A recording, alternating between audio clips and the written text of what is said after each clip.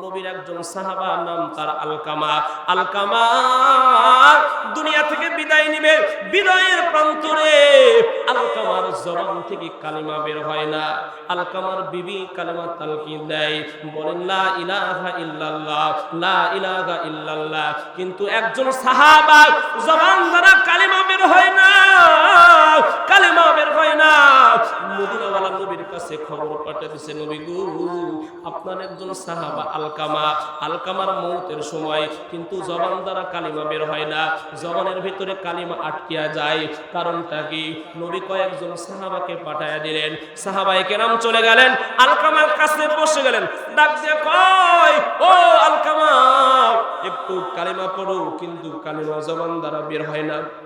মদিনাওয়ালা নবীর কাছে খবর দিয়ে দিছে, নবী আমার যখন আলকামার কিনারায় গেছে কিন্তু দেখি কালিমা জবান দ্বারা বের হয় না।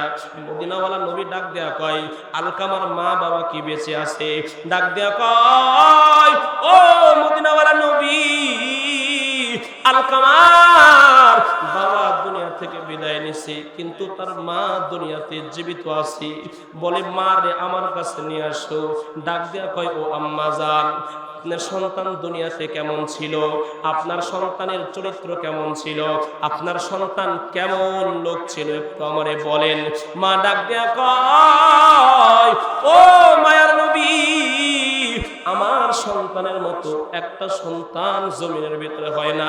আমার সন্তান 5 ওয়াক্ত নামাজ পড়তেন, আমার সন্তান তাহাজ্জুদের নামাজ আদায় করতেন, আমার সন্তান মানুষকে কষ্ট দিতেন না, আমার সন্তান সব ইবাদত করতেন। সাহাবা মানে কি বুঝেন না? সাহাবা তো সব ইবাদতই করে, ঠিক না ভাই? ঠিক জোরে কন। সাহাবাদের ইবাদত আমাদের সবার ইবাদত যদি এক জায়গায় করা হয়, এক আবু বকরের ইবাদতের সমান হবে না, ঠিক না ভাই? ঠিক জোরে কন। তাইলে সাহাবাদের কি পরিমাণ আমল! আলকামার মা ডাক দিয়ে কয়, নবী, আমার সন্তান আমল আখলাকের দিক দিয়ে কম ছিল না, 100-তে 100 ছিল, কিন্তু নবী গো, আমার আলকামা আমি মাকে প্রাধান্য না দিয়া বিবিরে প্রাধান্য দেয়। আরে প্রাধান্য দেয়, জোরে বলেন, কারে প্রাধান্য দেয়? এই এলাকা নয়া পড়াতে এমন যুবক নাই, এমন মানুষ নাই যারা বিবির কথায় উঠে আর বসে, আছে নাকি? হায় হায় হায়, কি কন, বইয়ের কথায় গোলামি করে, মার কথা শুনে না, ঠিক না বেটি? শাশুড় আসলে মাথা দেয়, মা গেলে কোনো মাথা পাওয়া যায় না, ঠিক না বেটি? শাশুড় আসছে, আব্বু আসছে, আম্মু আসছে, গরুর গোশ দাও, বাজারে যাও, আমার মা আসছে, আমার বাবা আসছে, জলদি করে বাজার থেকে মাছের বড় মাথাটা নিয়ে আসো, ঠিক না বেটি? আমার মারা যারা আছে, মারা এই কাজটা করে, কিন্তু শাশুড় প্রত্যেকটা দিন খাবার খায়, প্রত্যেক দিন মাছের কাল্লাটা স্বামীরে খাওয়ায়, সন্তানের খাওয়ায়, কিন্তু মা জননীরে দেয় না। আছে না নাই? আওয়াজ দিয়ে বলতে হবে, আছে না নাই? আলকামার মা ডাক দিয়ে কয়, নবী, আমার সন্তান আলকামা সব কিছু ভালো, কিন্তু বিবির বেশি প্রাধান্য দেয়। মদিনাওয়ালা নবী ডাক দিয়া কয়, এই সাহাবায়ে কেরাম, যাও যাও, একটু খড়কুটার ব্যবস্থা করো, একটু কাঠির ব্যবস্থা করো, আগুন জ্বালায় দাও, আগুনের ভিতরে আলকামাকে নিক্ষেপ করো। কাকে নিক্ষেপ করো? আগুন জ্বালায় আলকামারে নিক্ষেপ করো, পুড়ায়া দাও, ছাই করে দাও। মায়ের সামনে যদি এমন কথা বলে, বলেন তো, সন্তান যদি দুশ্মন হয়, পৃথিবীর কোন মা কি চাইবে আমার সন্তানটাকে আগুনের ভিতরে পোড়ায় দেওয়া হোক? মা ডাক দিয়ে কয়, নবী, আমার সামনে আমার সন্তান আগুনের ভিতরে জ্বলবে, আমি মা সহ্য করতে পারবো। এর মুসলমান ডাক দিয়ে কয়, আমি আমার সন্তান আলকামাকে মাফ করে দিলাম। মদিনাওয়ালা নবী ডাক দিয়ে কয়, রে আলকামার মা, আপনি যদি আজকে দিল থেকে আপনার সন্তানকে মাফ না করেন, যতক্ষণ মাফ না করবেন না, আমার আল্লাহ আলকামাকে মাফ করবে না। রিজাল রব্বি ওয়া রিজাল ওয়ালিদাইন, সাখাতুর রব্বি ওয়া সাখাতুল ওয়ালিদাইন। মা বাবা খুশি তো আমার মাওলা খুশি, মা বাবা বেজার তো আমার মাওলা বেজার। এবার মায়ার নবী দেখলেন আলকামার মা যখন মাফ করে দিলেন সন্তানকে, হঠাৎ করে সাহাবায়ে কেরাম খুশির খবর দিয়েছে, নবী গো আলকামার জবান দিয়া এবার কালিমা লা ইলাহা ইল্লাল্লাহ বের হয়ে গেছে। আল্লাহু আকবার। তার মানে বোঝা গেল যত বড়ই সাহাবা হও না কেন, মাকে যদি কষ্ট দাও, বাবাকে যদি কষ্ট দাও, বাবা তোমার জন্য জাহান্নাম অবধারিত। 14 বার যদি বাইতুল্লাহ যাও, টাকা আছে সম্পদ আছে, বারবার বাইতুল্লাহ জিয়ারত করবে, কিন্তু মাকে যদি কষ্ট দাও 1000 বার হজ করলেও কবুল হবে না। মুসলমান ভাইরা আমার, যে কথাটা আমি বলতে চেয়েছিলাম, এই কোরআনের জ্ঞানটাই যদি ওই সন্তানের ভিতরে থাকে, আল্লাহর কসম ওই সন্তান কখনো মাকে আঘাত করবে না, ওই সন্তানের দ্বারা কখনোই মা কষ্ট পাবে না। ঠিক না ভাই? ঠিক বলে। অতএব নিজেও কোরআন শিখবো, সন্তানকেও কোরআন শিখবো, কারণ এটা এমন গ্রন্থ, এই গ্রন্থের কারণে মদিনাওয়ালার নবী দামি হয়ে গেছে। ঠিক না ভাই? ঠিক জোরে কর। যারা এর সাথে সম্পর্ক করবে, যারা এর সাথে সম্পৃক্ত থাকবে, আমার আল্লাহ তাদেরকে দামি বানায় দিবে। আরে কোরআন শেখার জন্য, একটা হাদিস শেখার জন্য সাহাবায়ে কেরাম নবীজির দরবারে সারাদিন পড়ে থাকছে, খেয়ে না খেয়ে পড়ে থাকছে, এত কষ্ট করছে। এরে বাবা, এই মাদ্রাসাগুলোতে ছাত্ররা কষ্ট করবে, কষ্ট করে কোরআন শিখবে, কারণ কি জানেন? কারণ এটা হলো সিলসিলায়ে নবুয়্যাহ, নবীর সাহাবায়ে কেরামের সিলসিলা। সাহাবায়ে কেরামের মধ্যে একজন সাহাবা ছিলেন, নাম যার ছিল আবু হুরায়রা। কি নাম বলেন? আবু হুরায়রা এত কষ্ট করেছে খোদার যন্ত্রণা নিয়ে একটা হাদিস শেখার জন্য, কোরআন শেখার জন্য নবীজির আসহাবে সুফফায় পড়ে থাকছে। জোরে বলেন সুবহানাল্লাহ। আবু হুরায়রা নিজে বর্ণনা করে, আমি নবীজির কাছ থেকে ইলম নেওয়ার জন্য, নবীজির কাছ থেকে জ্ঞান নেওয়ার জন্য এমন ভাবে পড়ে থাকছি, কয়েকদিন পর্যন্ত আবু হুরায়রার পেটে খাবার যায় না, এত কষ্ট করেছেন। আবু হুরায়রা ডাক দেখো, একদিন এমন হয়েছে ক্ষুধার যন্ত্রণা, খাবার নাই, খাবার নাই, আমি একদিন ক্ষুধার যন্ত্রণায় বেহুশ হয়ে পড়ে গেলাম। মানুষ মনে করেছে আবু হুরায়রার মির্গি রোগ হয়েছে। কি হয়েছে বলেন? আবু হুরায়রার মনে হয় মির্গি রোগ হয়েছে। সবাই আমাকে চামড়ার জুতা শুকায়, দেখেন না মির্গি রোগ যারে ভাই, এরা মনে করে যে জুতাটা নাকের কাছে নিলে মনে হয় ভালো হয়ে যাবে। ঠিক না ভাই? ঠিক। আবু হুরায়রা বলে আমারও ঠিক এইভাবেই চামড়ার জুতা শুকায়, কিন্তু আমি আবু হুরায়রা মনে মনে বলে, আল্লাহ এরা তো জানে না আমার অন্তরের খবর, আমার পেটের ভিতরে খাবার নাই, এরা আমাকে চামড়ার জুতা শুকায়। সুবহানাল্লাহ। ওই আবু হুরায়রা বলে এই যে কষ্ট করছি, আল্লাহ এত ইলম এত জ্ঞান আমাকে দিয়েছে। আবু হুরায়রা একা যত হাদিস বর্ণনা করেছে, উমর, আবু বকর, উসমান, আলীর মতো সাহাবা সবাই মিলে এত হাদিস বর্ণনা করে না। কেন? মাদ্রাসায় কষ্ট করছে। কি করছে বলেন? এ মুসলমান, আবু হুরায়রা এত পরিমাণে হাদিস বর্ণনা করেছে, এমন কোনো অধ্যায় নাই। নামাজের অধ্যায় খুঁজে দেখেন, আবু হুরায়রার হাদিস আছে। যাকাতের অধ্যায় খুঁজে দেখেন, আবু হুরায়রার হাদিস আছে। দেখবেন হজের অধ্যায়, আবু হুরায়রার হাদিস। সবগুলো অধ্যায় শুধু আবু হুরায়রার হাদিস বেশি। এই আবু হুরায়রা বর্ণনা করেন তার কষ্টের কথা। একদিন হাদিয়ার কোনো খাবার নাই, ক্ষুধার যন্ত্রণায় আমি মসজিদে নববীর সামনে শুয়ে পড়লাম একেবারে ষাট হয়ে, আর তাকায় তাকায় দেখি আবু বকর বের হবে, কারণ আবু বকর বড় নরম দিলওয়ালা মানুষ। সুবহানাল্লাহ বলে। আবু বকর কত নরম দিলওয়ালা মানুষ। এই আবু বকর ইসলামের জন্য যত ত্যাগ স্বীকার করেছে বাবা, আজকে ইতিহাসের পাতায় আবু বকরের নামটা স্বর্ণ অক্ষরের আকাশী। আপনারা তো সময় দিবেন না, যদি সময় থাকতো আমি আবু বকরের কথাটা বলতে পারতাম। ঠিক না ভাই? ঠিক। যাবো এদিকে। আবু বকর কেমন দামি, যাবনি ওইদিকে না শেষের দিকে যাব?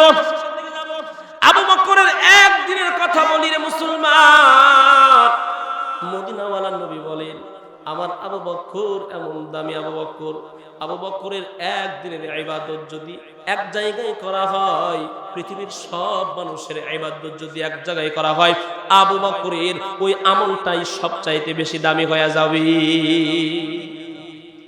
এই আবু বকর কেমন বিনয়ী ছিলেন! আবু বকরের জামানায় মদিনায় যুদ্ধ লেগেই আছে ৭০ জন সাহাবা শহীদ হয়ে গেলেন। বিধবা নারীদের অভাব নাই। একদিন আবু বকর দাঁড়ায় বলে, ও সাহাবায়ে কেরাম, ৭০ জন সাহাবা শহীদ হয়ে গেছে, তাদের বিবিরা বিধবা হয়ে আছে, ৩০ জনের মতো বিধবা নারী আছে। এই বিধবা নারীদের খেদমত করার দরকার আছে না নাই? জোরে বলেন। কারণ স্বামী হারা নারী খাবার কোথায় পাবে? এদের খাবারের ব্যবস্থা করা দরকার। ওই জন্য আবু বকর ডাক দেয়া কয়, এই সাহাবায়ে কেরাম, তোমরা নাম লেখায় যাও, কে কার খেদমত করবে। সমস্ত সাহাবায়ে কেরাম নাম লেখায় গেলেন, আমি অমুকের খেদমত করব, আমি অমুকের খেদমত করব। সবাই নাম লেখায় চলে গেলেন। পরের দিন ওই নামের লিস্টটা দেখতেছেন আরেকজন খলিফাতুর রাসূল হযরত ওমর রাদিয়াল্লাহু তাআলা আনহু। ওমর এবার নাম দেখতে দেখেন সবার জন্য খেদমতের সাথী আছে, কিন্তু একটা বৃদ্ধা মহিলার খেদমত করার কোনো সাথী নাই, তার পাশে কোনো সাহাবায়ে কেরাম নাম লেখায় নাই। ওমর চিন্তা করতেছেন, যখন এই বৃদ্ধা নারীটার খেদমত কেউ করবে না, আমি ওমর নিজে ওই মহিলার খেদমত করব। অর্ধ পৃথিবী শাসনকারী ওমর বলে একটা বৃদ্ধা নারীর খেদমত করব আমি। সুবহানাল্লাহ বলেন। হযরত ওমর ফজরের নামাজ আদায় করে এবার চলে গেছে, দরজার কিনারায় দাঁড়ায় সালাম দেয়, আসসালামু আলাইকুম ইয়া আহলাল বাইত। ও আম্মা জান, আমি ওমর আপনার দরজায় আসছি, আমি একটু আপনার খেদমত করে চলে যাব। আপনি পর্দার ভিতরে যান, আমি আপনার খেদমত করে আপনার ঘর ঝাড়ু দিয়ে পাতিলগুলো পরিষ্কার করে আমি ওমর বিদায় নিয়ে চলে যাব। ভিতর থেকে বৃদ্ধা মহিলা আওয়াজ দেয়, না রে ওমর না, তোমার খেদমতের আমার দরকার নাই, কারণ তুমি আসার আগে একটা যুবক আমার খেদমত করে চলে গেছে। ওমর অবাক হয়ে গেছে, খাতার ভিতরে দেখলাম কোন সাহাবায়ে কেরাম তার খেদমতের জন্য নাম লেখাই নাই, অথচ এখন দেখি একজন খেদমত করে চলে গেছে। অবাক করা বিষয় কিনা? ওমর চিন্তা করছে, আজকে যেহেতু হলো না, পরের দিন আসবো, ঠিক না ঠিক? পরের দিন হযরত ওমর রেডি হয়ে চলে আসলেন ফজরে আরো আগে। আসিয়ার ডাক দিয়ে কয়, ও আম্মা জান, আমি আজকে আপনার খেদমত করতে চাই। মা গো মা, আপনি একটু ভিতরে যান, পর্দার ভিতরে যান, খেদমত করব। ভিতর থেকে ওই বৃদ্ধা মহিলা আওয়াজ দেয়, রে ওমর, না না, দরকার নাই, আজকেও তোমার খেদমতের দরকার নাই, কারণ তুমি আসার আগে ওই যুবকটা আমার খেদমত করে চলে গেছে। ওমর ডাক দিয়ে কয়, ও আম্মা জান, কে খেদমত করে গেছে গো মা? আমার একটু তার নামটা বলেন না, আমি যুবকটারে দেখতে চাই। কে এত বড় দামি একটা যুবক, কে এত বড় আল্লাহওয়ালা যুবক, আমি যুবকটারে দেখতে চাই রে মা, আমার একটু বলেন না যুবকটার নাম কি? বৃদ্ধা মহিলা আওয়াজ দেয়, রে ওমর, আমি তার নাম জানি না, কারণ দরজায় আসে বলে, ইয়া আহলাল বাইত, ও আম্মা জান, আপনি একটু ভিতরে চলে যান, আমি আপনার খেদমত করে এখান থেকে বিদায় নিয়ে চলে যাব। হযরত ওমর ডাক দেয়া কয়, মাগো মা, আপনি নামটা তো অন্তত জানেন। বলেন, নামও জানি না। ঠিক আছে। হযরত ওমর চিন্তা করলেন, একদিন গেল, 2 দিন গেল, যুবকটারে দেখতে পারি নাই, আগামীকাল অবশ্যই যুবকটারে আমি দেখেই ছাড়বো। ওমর চিন্তা করলেন, আজ আর বাসায় যাব না, আজকে সারা রাত বৃদ্ধার এই কুঠুরির পাশে দাঁড়ায় অপেক্ষা করব। কি করবেন? দাঁড়ায় অপেক্ষা করব, রাতের বেলা কে আসে দেখবো আজকে যুবকটাকে। হযরত ওমর রাতের বেলা সারা রাত দাঁড়ায় আছে। সুবহে সাদেক হওয়ার আগ মুহূর্ত আগে একটা যুবক একটা চাদর মোড়া দিয়ে চলে আসছে। উমর দাঁড়ায় দাঁড়ায় সব কিছু দেখে, তাকায় দেখে যুবকটা দরজার কিনারায় যায় ডাক দিয়া কয়, মাগো মা, আপনি একটু পর্দার আড়ালে যান, আমি আপনার খেদমতটা করে চলে যাব। এবার খেদমতটা সেরে ওই যুবকটা আবার চাদর গায়ে দিয়া বের হয়ে গেছে। উমর তাকায় দেখে যুবকটা আসতেছে। উমর তাড়াতাড়ি লাফ দিয়া যুবকটার সামনে দাঁড়ায় গেছে। সুবহানাল্লাহ বলেন। দাঁড়ায় গেছে, যুবকটাও অবাক হয়ে গেছে, কি ব্যাপার আমার সামনে উমর দাঁড়ায় গেছে। উমর এবার ডাক দিয়ে কয়, এই যুবক, 3 দিন ধরে তোমার অপেক্ষায় আছি। কয়দিন বলেন? প্রথম দিন পাই নাই, দ্বিতীয় দিন আসছি পাই নাই, আজকে সারা রাত তোমার অপেক্ষায় আছি, তোমার চেহারাটা আমারে দেখাও। চাদর দ্বারা আবৃত করা আছি, চাদরটা মুখের উপর থেকে সরায়া দাও। চাদরটা সরায়া দেওয়ার সাথে সাথে হযরতে উমর অবাক হয়ে গেছে, হায় রে হায়, এটা আমি কি দেখলাম। অবাক হয়ে গেছে হযরত উমরের চোখের ভিতরে পানি। উমর ডাক দিয়ে কয়, ও খলিফাতুল মুসলিমিন, আপনার মতো মানুষ আবু বকর, আল্লাহু আকবার বলেন। চাদরটা যখন খুলছে দেখে কেউ না, এটা হলেন হযরতে আবু বকর। উমর চোখের পানি ছাড়ায় ডাক দিয়ে কয়, ও খলিফাতুর রাসূল, আপনি একজন শাসক হয়ে, বাদশা হয়ে একটা বৃদ্ধা নারীর খেদমত করার জন্য কেন আসছি? কি পরিমাণ আবু বকর দামি চিন্তা করেন। হযরতে ওমর তাকায় দেখে আবু বকরের পায়ের ভিতরে জুতা নাই। ডাক দিয়া কয়, ও খলিফাতুর রাসূল, রাতের বেলা অন্ধকার, রাস্তার ভিতরে তো পোকামাকড় থাকতে পারে, রাস্তার ভিতরে তো কাঁটাও থাকতে পারে, ঠিক না ব্যাটিক জোরে বলেন। ডাক দিয়া কয়, ও খলিফাতুর রাসূল, আপনি কেন জুতা ছাড়া আসছেন?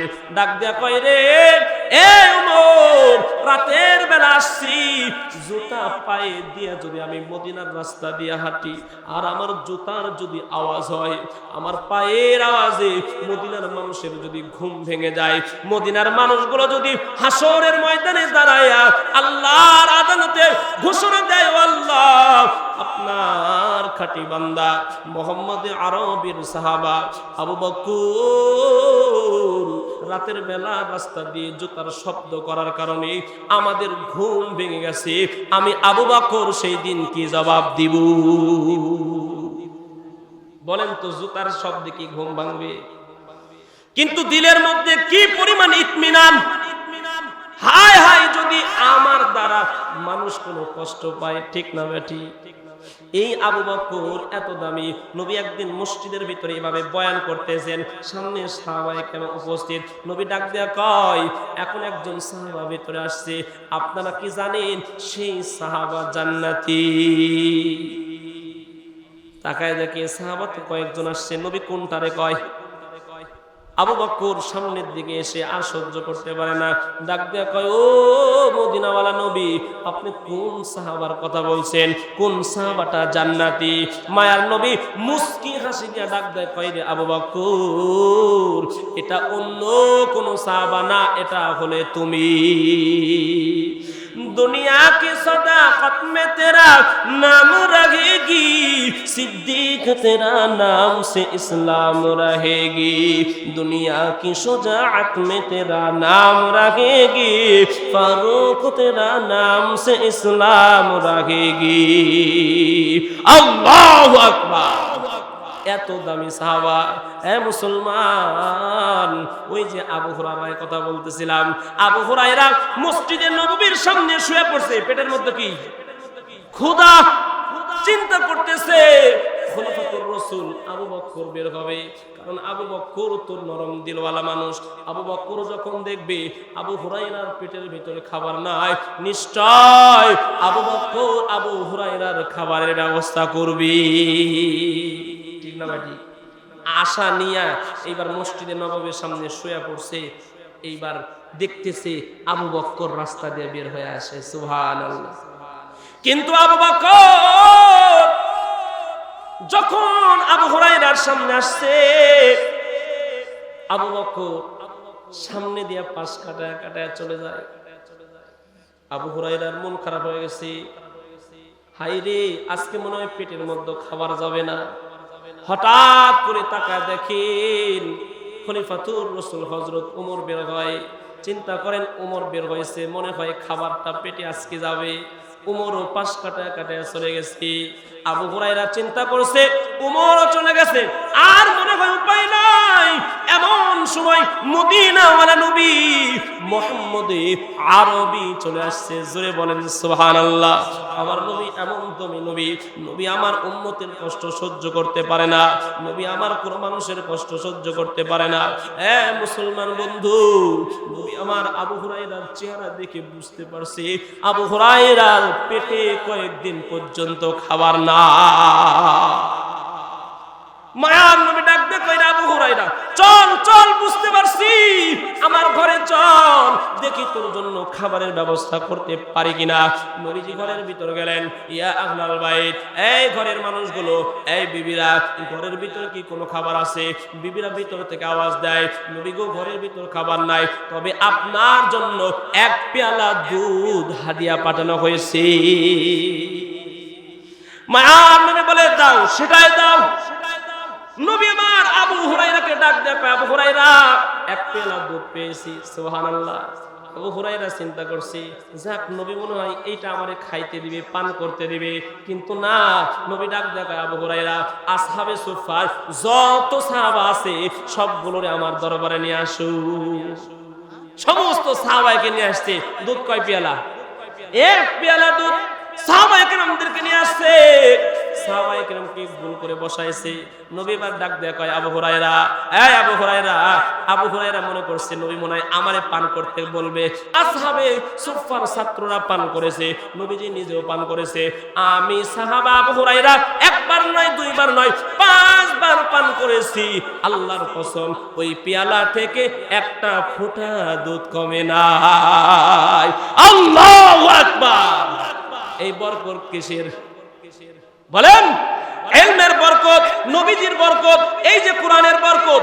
ইলম শিখতে গিয়েছেন, কষ্ট করেছেন, খাবার পায় না রে বাবা, আল্লাহ বরকত দিয়েছেন।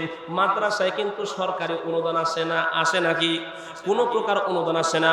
অতএব আপনাদের মাদ্রাসা আপনারা নজর রাখবেন, এখানকার সন্তান কোরআন শিখবে, দিন জিন্দা থাকবে। এই মুসলমান, আজকে স্কুলের পড়াশোনা আর মাদ্রাসার পড়াশোনা রাত আর দিন, ঠিক না ভাই? ঠিক। আমাদের নুরানির ছাত্ররা যে পরিমাণ ট্যালেন্ট হয় ছোট থেকেই, সময় নাই বরকতের কথা বলতে পারবো না, শুধু এতটুকু বলি এদের ফজিলত কেমন। একটা ছাত্র কোরআন শেখার জন্য ঘর থেকে একটা কায়দা নিয়ে বের হয়েছে, হাফেজ হয় নাই, আলেমও হয় নাই, শুধু কায়দা নিয়ে বের হয়েছে। মদিনাওয়ালা নবী বলে, যে সন্তানটা ঘর থেকে আলিফ বা তা শেখার জন্য মাদ্রাসার পথে রওনা দিয়েছে, মদিনাওয়ালা নবী বলে, যে সমস্ত ফেরেশতা যাদের গুনাহ নাই, এই ফেরেশতাদের নূরের পথ ওই ছাত্রর পায়ের তলে বিছায়া দেওয়া হয়। এখন হাফেজ হয় নাই, কেবল আলিফ বা তা পড়ার নিয়তে ঘর থেকে বের হয়েছে। আর আরেকটা স্কুল, কিন্ডারগার্টেন 1 2 3 4 5 6 7 10 পর্যন্ত এসএসসি, ইন্টার, মাস্টার্স কমপ্লিট করেছে। এই আল্লাহর বান্দা বলেন, দুনিয়ার সব পড়াশোনা শেষ করেছে, কি পরিমাণ সওয়াব তার আমলনামায় দেওয়া হবে?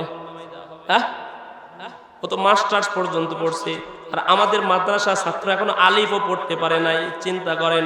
সুতরাং জেনারেল শিক্ষা আর এই কোরআনের শিক্ষা আসমান আর জমিন। কি জোরে বলেন? আসমান আর জমিন। মদিনাওয়ালা নবী জানায় দেন, একটা হরফ পড়লে 10টা নেকি। কয়টা জোরে বলেন? একটা হরফ পড়লে 10টা নেকি। পৃথিবীর এমন কোন কিতাব আছে যে কিতাব পড়লে 10টা নেকি দেওয়া হবে? অতএব আপনার কপাল বড় ভালো, একটা মাদ্রাসা প্রতিষ্ঠান হয়েছে, আপনার সন্তান পড়বে মানে আমলনামায় আপনারও সওয়াব যাবে। একটা হাদিস বলে বয়ান শেষ করে দিয়ে দোয়া করে দিব। মানুষ যখন দুনিয়া থেকে বিদায় নেয়, সব আমল বন্ধ, কিন্তু মানুষের 3টা আমল চালু থাকে। কয়টা বলেন? ইল্লা মিন সাদাকাতিন জারিয়াতিন। 1 নম্বরে সাদাকায়ে জারিয়া, এই যে মাদ্রাসায় দান করছেন, মাদ্রাসা প্রতিষ্ঠা করেছেন, জনসাধারণের জন্য খেদমত করেছেন, একটা কূপ খনন করেছেন, একটা টিউবওয়েল পুঁতে দিয়েছেন, ও আল্লাহর বান্দা কবরে শুয়ে শুয়ে কিয়ামত পর্যন্ত সদকায়ে জারিয়ার সওয়াব পেতেই থাকবে। 2 নম্বর উপকারী ইলম, যারা ইলম অর্জন করে আবার ইলম শিক্ষা দেয়, কিয়ামত পর্যন্ত এরা হাদিয়া পেতেই থাকবে। জোরে বলেন সুবহানাল্লাহ। কারণ আমি ইলম শিখছি, যতদিন দুনিয়াতে থাকবো আমি ছাত্র তৈরি করব, ঠিক না ঠিক? আমি যখন বিদায় নিব আমার ছাত্রগুলো ছাত্র তৈরি করবে, কিয়ামত পর্যন্ত আমার কবরে সদকায়ে জারিয়া হিসাবে সওয়াব যাবে। আওয়ালাদিন সালিহিন, নেককার সন্তান, দুনিয়াতে যদি নেককার সন্তান থাকে, ওই নেককার সন্তান যতদিন দুনিয়াতে থাকবে আপনার আমল নামায় সদকায়ে জারিয়া হিসাবে সওয়াব যেতেই থাকবে। জোরে বলেন সুবহানাল্লাহ। তো এই জন্য এই প্রতিষ্ঠানটা আপনাদের নিজেদের প্রতিষ্ঠান, এই প্রতিষ্ঠানের দিকে নজর রাখবো তো ইনশাআল্লাহ। আল্লাহ তাআলা সব ভাইকে এই অল্প কথার উপরে সবাইকে আমল করার তৌফিক দান করেন। প্রিয় উপস্থিতি, যদিও আমার আগে আপনারা